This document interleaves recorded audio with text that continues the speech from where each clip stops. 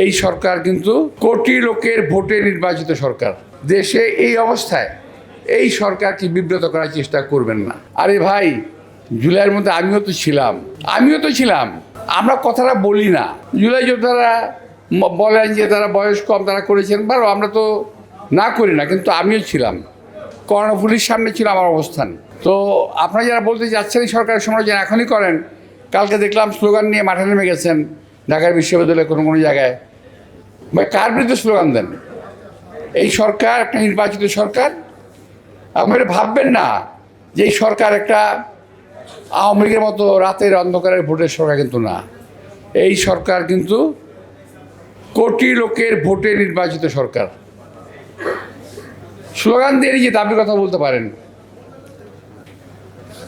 এছাড়াও দাবির কথা জানানোর একটা সিস্টেম আছে, সিস্টেম আসতে পারেন, কিন্তু দয়া করে দেশে এই অবস্থায় এই সরকারকে বিব্রত করার চেষ্টা করবেন না।